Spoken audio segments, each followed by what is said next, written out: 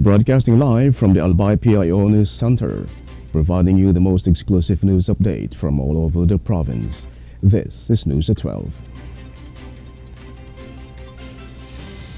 In the local scene, the Albay Gender and Development Division led an orientation and workshop focused on the GAD Focal Point System Functionality Assessment Tool, GFAST. The tool evaluates the effectiveness of GAD systems in organizations, enhances understanding of GFPS roles and responsibilities, and assesses the potential of GFAST to improve GFPS functionality. The GFPS Functionality Assessment Tool aims to integrate gender and development perspective into the policy making, planning, programming, budgeting, implementation, and evaluation processes of national government agencies. In addition to highlighting the value of cooperation and commitment to achieving the organization's GAD objectives, the orientation sought to enhance participants' comprehension of their responsibilities within the GFPS. By providing participants with the knowledge and resources necessary to use the GFAST, the orientation aimed to ensure that the GFPS operates effectively and efficiently. Moreover, the orientation emphasized the importance of gender mainstreaming in the organization's planning, budgeting, policies, and evaluation processes.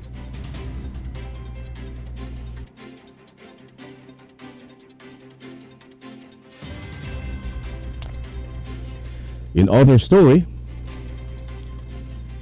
the Albay Provincial Health Office has reinforced the Department of Health Bicol Center for Health Development, warning about monkeypox transmission through close contact. In a recent social media post, Albay PIO stressed that monkeypox is a contagious disease that can spread through close contact with an infected person, animal, or contaminated objects, including contact with wounds, body fluids, and respiratory droplets. The post detailed how monkeypox differs from chickenpox and outlined common symptoms such as swollen lymph nodes, fever, and rashes. According to DOH Bicol's advisory, people infected with monkeypox usually experience a fever 1 to 3 days before the rash appears, a rash that looks like blisters or raised, firm lesions, and develop slowly and are often denser on the face, with common locations in the palms and soles of the feet. With this, the agency urged the public to consult a primary care provider immediately if they experience any of these symptoms. This proactive information sharing aims to inform Albayanos and encourage them to seek early consultations to prevent the further spread of monkeypox.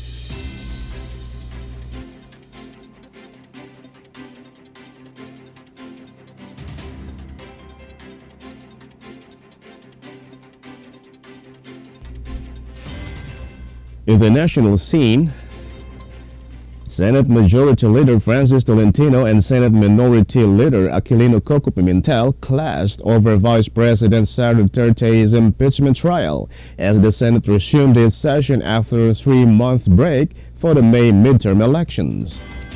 This came after Tolentino stated that the impeachment trial of Duterte could no longer proceed due to constitutional and procedural limitations. Tolentino argued that the Senate, according to the 1987 Constitution, is not a continuing body. He claimed that allowing the 20th Congress to take over Duterte's trial would exceed the Senate's constitutional authority. He further noted that if the Senate does not conclude the trial against Duterte before June 30, the impeachment complaint would be considered functionally dismissed.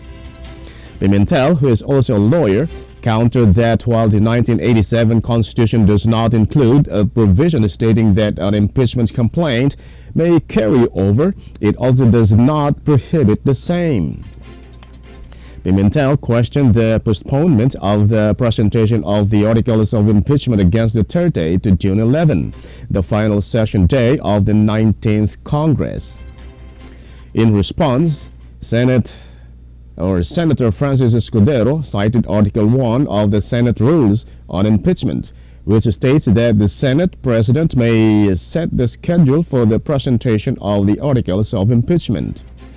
Earlier, Escudero moved the presentation from June 2 to June 11 to allow the Senate to pass priority measures approved by the Legislative Executive Development Advisory Council.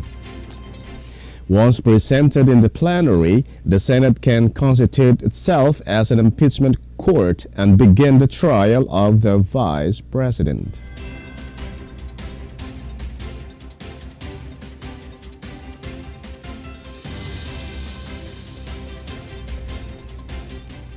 In other story, more than 50,000 housing units have been committed to President Ferdinand Marcos Jr.'s recalibrated Pambansang Pabahay para sa Pilipino 4PH program. Jose Ramon P. Aliling, the department secretary, has opened the door for horizontal developments, subdivision-style housing projects to be included under the 4PH flagship initiative, which quickly garnered support from private developers.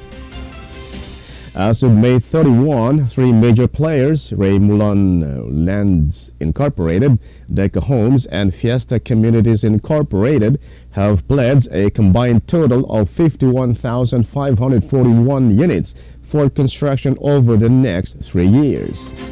Raymulan Lands Incorporated committed to building 35,656 units across Pampanga, Cavite, Bulacan, and Laguna. Fiesta CEO Christopher Ryan Tan pledged 6,387 units, while Deca Homes President and CEO Vincent Soto offered 9,498 houses. Aliling emphasized that the department will continue to explore feasible approaches under the revised framework, which aims to address the growing housing demand while responding to feedbacks from stakeholders. Guidelines for the inclusion of horizontal housing projects in the 4PH program are currently being developed by the Housing Department.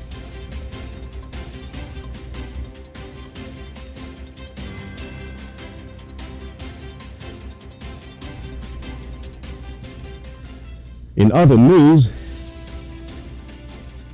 the Philippine Society for Microbiology and Infectious Disease has confirmed that the vaccine for Mpox remains limited globally. In a statement, the Society clarified that there is no proven antiviral drug for Mpox. However, most individuals with the disease will improve without antiviral treatment. Citing the Department of Health, the Society maintained that Clade 1B, the more transmissible Mpox variant, has still not been logged in the Philippines. Furthermore, the Society explained that Mpox is not known to be transmitted through the airborne route, such as across rooms, marketplaces, offices, or even on planes. Thus, recommending masking in those areas or within the broader community is unnecessary.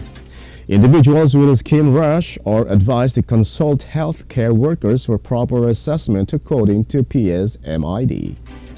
As of December 2024, there have been 52 Mpox cases reported in the country with no fatalities so far.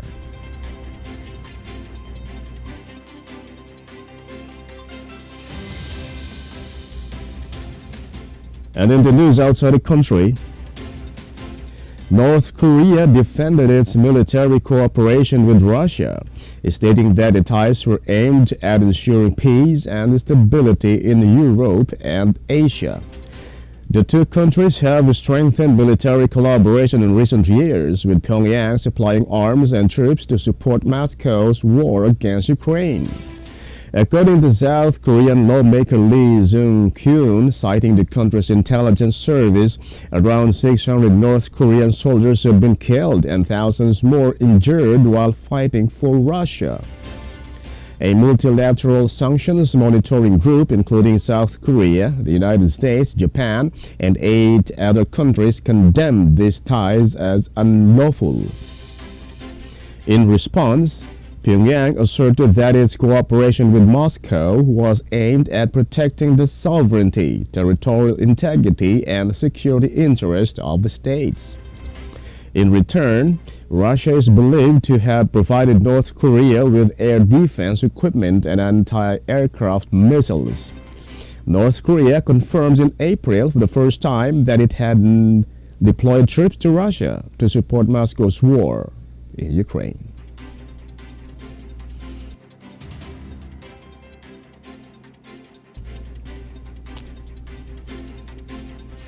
And finally, in the news outside the country, Russian and Ukrainian officials will meet in Istanbul to discuss their plans for ending the three-year war.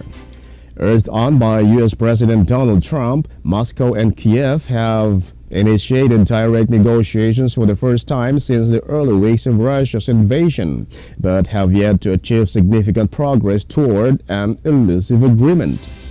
During the first round of talks in Istanbul last month, they agreed to a large-scale prisoner exchange and to share their vision of what a peace deal might entail. The second set of negotiations is scheduled to begin at the Zuragan Palace in Istanbul, an Ottoman imperial residence on the banks of the Bosphorus that is now a luxury five-star hotel. Russia states it will present a memorandum of its peace terms, having resisted pressure from Ukraine to submit its demands in advance. And that's all for the news at 12, June 4, 2025. We'll be back tomorrow for more news updates. Thanks to our news writer LJ Lurejo and Erica Dumlao, and on the technical side, Ted Bobbis. Of course, our Provincial Information Officer, Mary Luduca Castillo.